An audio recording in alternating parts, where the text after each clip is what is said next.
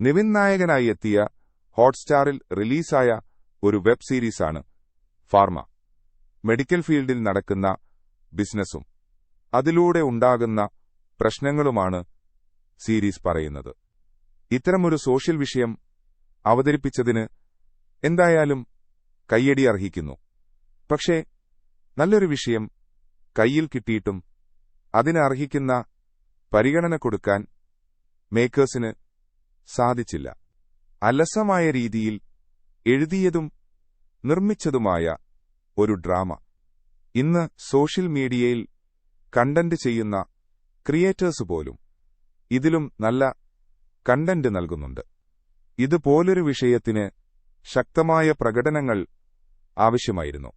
പക്ഷേ നിർഭാഗ്യവശാൽ അങ്ങനെയൊന്നും ഇവിടെയുണ്ടായില്ല. ഒരു മികച്ച സിനിമാറ്റിക് അനുഭവം ഒട്ടും തന്നെ കിട്ടിയില്ല.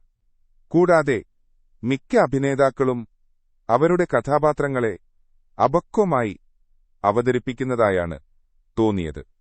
തിയേറ്ററിൽ പടം പൊട്ടിച്ചു. മടുത്തിട്ടാണോ എന്നറിയില്ല, നിവിൻ ഇത്തവണ ഒരു ചേഞ്ചിനു വേണ്ടി OTTയിൽ ഒരെണ്ണം ഇറക്കി. പക്ഷേ അങ്ങേർക്ക് വയ്യ. ആരെങ്കിലും നിർബന്ധിച്ച് ചെയ്യിപ്പിക്കുന്നതാണോ എന്ന് പോലും തോന്നിപ്പോകും. തിരിച്ചുവരവ് മകൻ, അത് ഡയലോഗിൽ പറഞ്ഞാൽ പോരാ.